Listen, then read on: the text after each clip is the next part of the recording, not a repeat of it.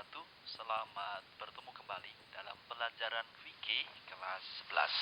Pada pertemuan kali ini kita masih melanjutkan materi kita yang kemarin, yaitu bab jinayah. Dimana kalau kemarin kita sudah membahas bagaimana itu jinayah, kemudian macam-macamnya pembunuhan, baik yang itu pembunuhan sengaja ataupun tidak sengaja atau bahkan pembunuhan tersalah, sudah kita kupas tuntas kemarin. Maka di pertemuan kita kali ini, kita akan membahas tentang hukuman bagi tindak pelaku jinayah. Hukuman itu ada 3, ada kisos, diat, dan kafarot. Maka di pertemuan kita kali ini akan kita bahas tuntas tentang apa itu kisos, diat, dan kafarot. Untuk yang pertama, kita akan membahas tentang pengertian daripada kisos, kemudian syarat-syarat orang yang dikisos itu apa saja, dan kemudian nanti ada hikmah daripada diterapkannya hukum kisos. Jadi, kisos secara bahasa itu artinya mengikuti perbuatan si penjahat sebagai pembalasan atas perbuatannya. Artinya ketika ada orang itu melakukan kejahatan kepada kita, maka yang disebut dengan kisos adalah balasan yang setimpal.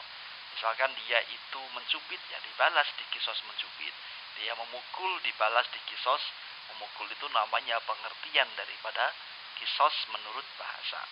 Sedangkan kisos menurut syariat atau istilah adalah hukuman balasan yang seimbang bagi pelaku pembunuhan maupun perusakan atau penghilangan fungsi anggota tubuh orang lain.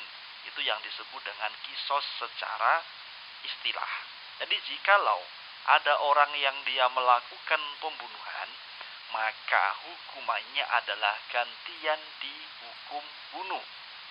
Jikalau ada orang yang dia melukai, misalkan anggota fungsi tubuh orang lain, misalkan menghilangkan tangan atau menghilangkan kaki atau menghilangkan mata misalkan, maka kisosnya pun juga diganti dengan perbuatan dia yang setara. Itu pengertian daripada kisos itu sendiri. Jadi artinya kisos itu adalah balasan yang setimpal. Boleh seseorang itu mengkisos orang lain. Misalnya ada teman yang mencubit kita, maka kita boleh dan tidak berdosa sebetulnya mengkisos balas cubitan. Tapi ingat, ukuran, kadar, ataupun sakit yang kita rasakan ketika kita membalas, mengkisos, mencubit, itu misalkan ukurannya harus sama, rasanya harus sama juga, itu diperbolehkan. Namun jikalau kita dibalas yang awalnya kita dicubit, kemudian kita membalasnya dengan memukul, itu sudah tidak kisos lagi namanya, yaitu malah pembalasan lebih berat daripada perbuatannya gitu. Nah, kemudian kita akan membahas tentang macam-macam kisos itu sendiri. Kita tahu kisos itu jinayah itu ada 2. Ada pelaku tindak pembunuhan maupun penganiayaan. Maka hukuman kisosnya sendiri-sendiri. Maka ketika seorang itu melakukan pembunuhan, maka hukumannya juga dibunuh, kan gitu kisosnya. Namun ketika kisos itu ada seorang yang melakukan penganiayaan, misalkan menghilangkan anggota tubuh atau badan seorang sampai itu melukai, maka dikisos dengan anggota badan atau anggota tubuh yang dia rusak atau fungsi anggota badan orang lain yang dia rusak. Kemudian dasar daripada hukum kisos itu sendiri itu apa? Di dalam surat Al-Maidah ayat 45 itu dijelaskan bahwasanya ketika seseorang itu melakukan tindak kejahatan, maka di sini wakatabna alaihim fiha anan nafsa bin nafsi. Maka ketika dia itu membunuh, maka kisahnya dengan dibunuh. Wal aina bil aini, ketika dia itu menghilangkan mata, maka dibalas dengan kisosnya dihilangkan matanya. Wal angfa bil angfi, ketika dia itu menghilangkan hidung seseorang atau melukai hidung seseorang, maka kisosnya pun juga dengan dihilangkan hidungnya atau dilukai hidungnya. Wal uduna bil uduni, dan misalkan dia itu melukai telinga, maka juga dengan telinganya pun juga akan dilukai juga.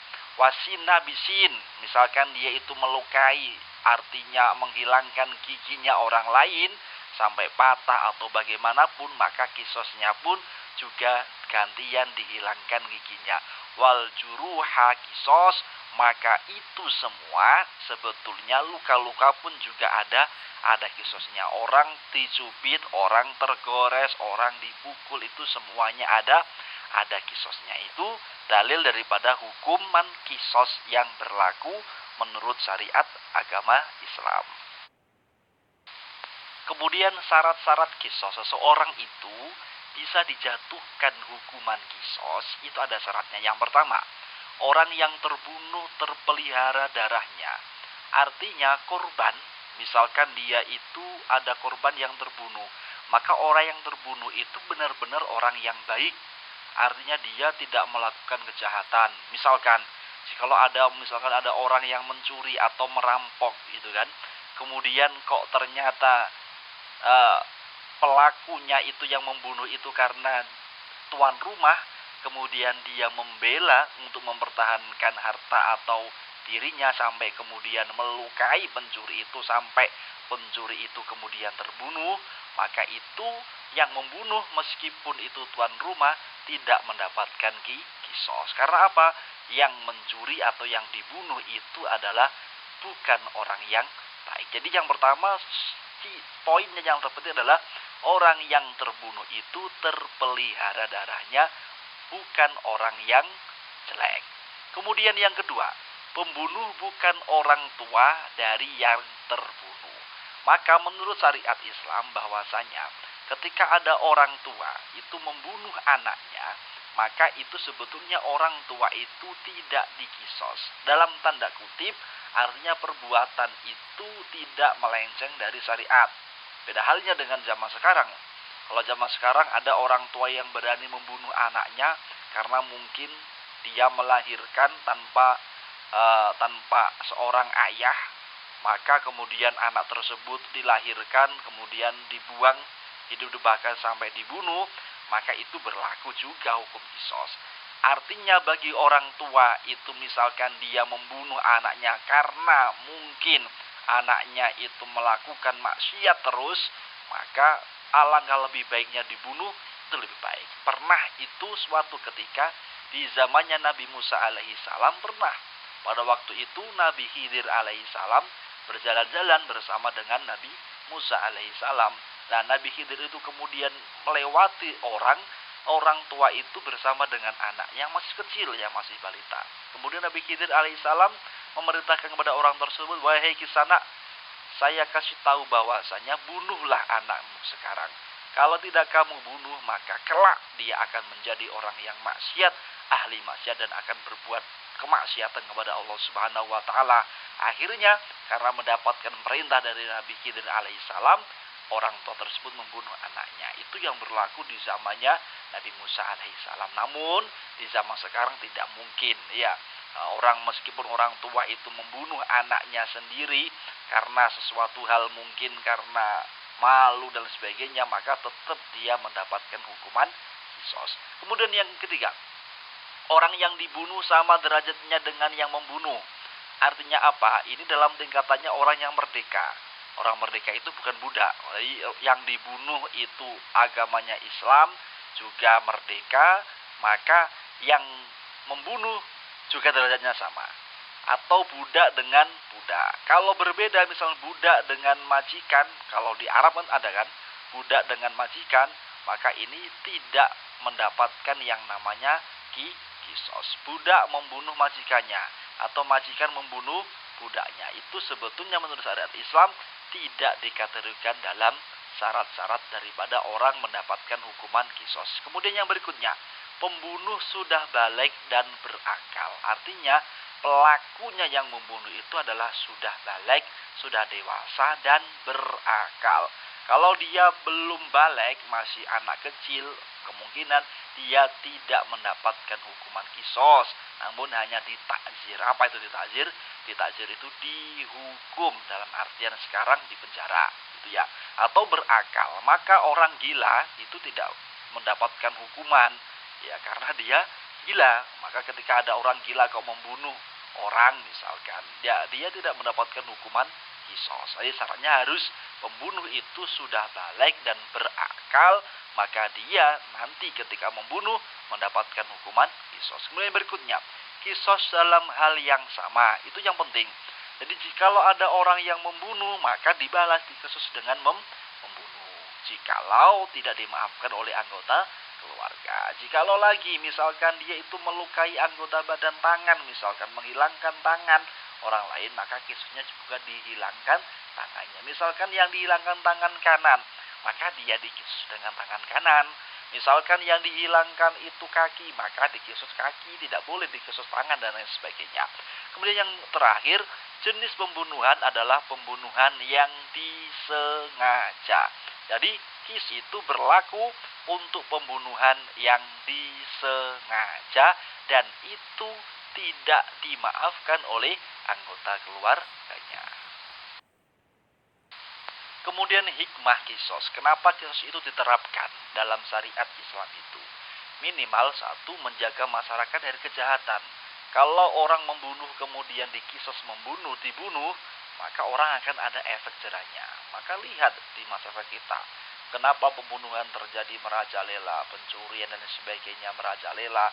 Karena apa? Hukuman syariat Islam tidak ditegakkan. Ya, orang membunuh harusnya kan menurut syariat Islam dia diganti yang dikisos dibunuh, tapi di negara kita tidak diterapkan. Maka tidak ada efek jerah bagi pelaku kejahatan. Kemudian yang kedua, mewujudkan keadilan dan menolong orang yang terdolimi.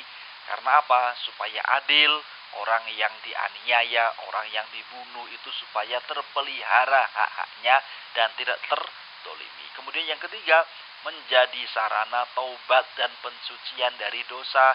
Ketika dia dikisos, maka dia itu sarana dia untuk bertobat.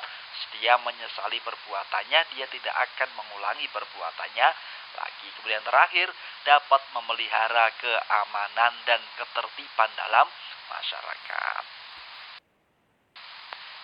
Yang berikutnya kita akan membahas masalah diyat. Setelah tadi kisos, maka itu kita sekarang adalah diyat. Diyat itu berlaku ketika sama dengan denda, itu yang disebut dengan diyat. Jadi secara bahasa diyat itu artinya denda atau ganti rugi. Maka secara istilah diyat itu artinya sejumlah harta yang wajib diberikan karena tindakan pidana jinayah kepada korban kejahatan atau kepada walinya, atau dalam hal ini kepada pihak keluarga yang terbunuh atau teraniaya. Nah, tujuan daripada pembayaran diyat itu apa? Tujuannya untuk mencegah praktek pembunuhan atau penganiayaan terhadap seorang yang sudah semestinya mendapatkan jaminan perlindungan jiwanya. Itu tujuan daripada seseorang itu kenapa diterapkan hukum diyat. Nah, sekarang sebab-sebab diyat. Seorang mendapatkan hukuman diyat, dia harus membayar diyat. Itu apa saja? Yang pertama, pembunuhan sengaja yang dimaafkan oleh pihak keluarga.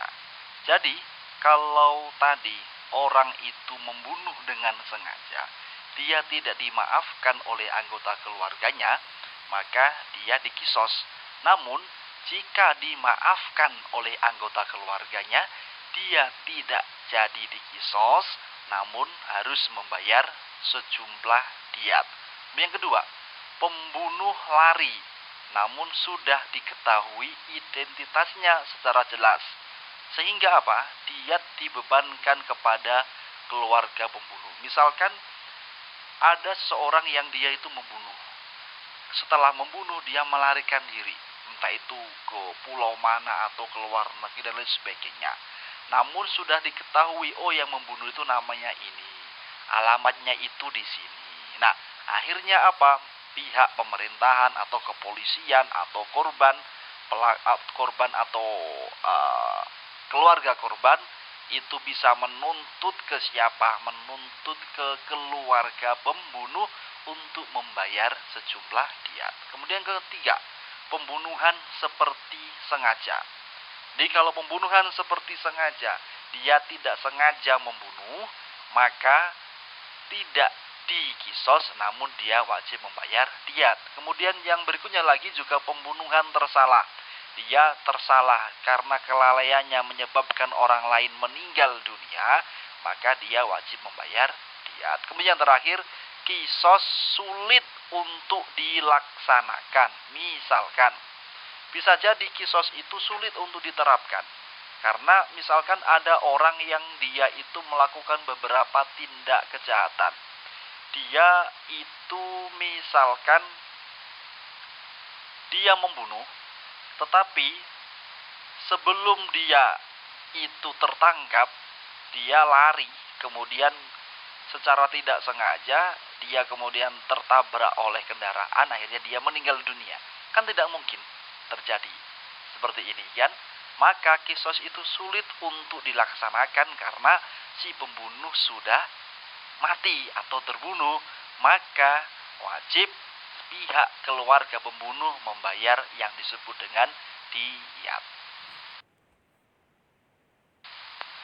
Sekarang kita masuk di pembahasan macam-macam diat.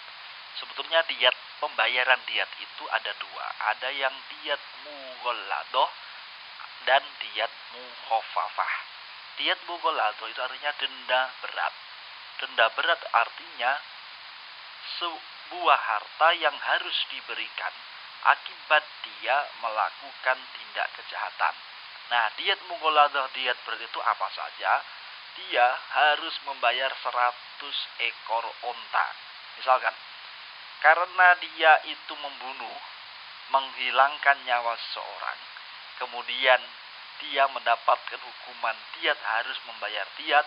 Berapa yang harus dia bayar? 100 ekor onta atau seharga onta tersebut. Hitungannya adalah 30 onta hikoh. Onta hikoh itu onta betina yang umurnya 3-4 tahun. Kemudian 30 onta jad'ah. Jad'ah itu adalah onta betina yang umurnya 4-5 tahun. Kemudian 40 onta khilfah. Onta khilfah itu onta yang sedang hamil atau bunting. Itu. Tadi membayar 30 onta hikoh, 30 jad'ah, dan 40 khilfah. Nah, yang wajib membayar diat mughalladah ini siapa saja? Yang pertama, pelaku pembunuhan sengaja. Yang kedua, pelaku pembunuhan seperti sengaja. Dan yang ketiga, pelaku pembunuhan di tanah haram atau Mekah. Jika ada orang yang membunuh di Mekah, maka dia wajib membayar diat mughalladah. Kemudian yang berikutnya, diat mukhafafah atau yang disebut dengan denda ringan. Diat mukhafafah itu dibayar sama. Jumlah onta yang dibayar itu 100 ekor onta atau seharga 100 onta. Namun perinciannya agak ringan karena apa? Harganya dalam segi harga itu lebih ringan dibandingkan dengan diat mukhafafah, dibandingkan dengan diat mughalladah yang tadi. Perhitungannya seperti ini. 20 onta hikoh, yaitu onta betina umur 3-4 tahun. Kemudian 20 onta jada'ah, 20 onta binta mahot. Binta mahot itu onta betina, tapi umurnya lebih dari 1 tahun. Kemudian 20 onta binta labun. Binta labun itu onta betina, tapi umurnya lebih dari 2 tahun. Dan yang terakhir, 20 onta ibna labun. Ibna itu artinya jantan, yaitu onta jantan, umurnya lebih dari 2 tahun. Jadi diat mukhafafah itu dibagi menjadi 5, 20 hikoh, 20 jada'ah, 20 binta mahot, 20 binta labun, dan 20 ibnah labun. Nah, siapa yang wajib membayar? Yaitu pelaku pembunuhan tersalah dan pelaku yang menciderai anggota tubuh yang menyebabkan anggota tubuh itu hilang. Untuk berikutnya, diet kejahatan melukai atau memotong anggota badan akan kita bahas di pertemuan yang akan datang karena pembahasan ini masih banyak. Intinya tadi, beberapa kisos ataupun diet seorang yang sudah melakukan perbuatan kejahatan, maka dia wajib untuk menanggung perbuatannya. Sekian yang bisa saya sampaikan, saya akhiri. Wassalamualaikum warahmatullahi wabarakatuh.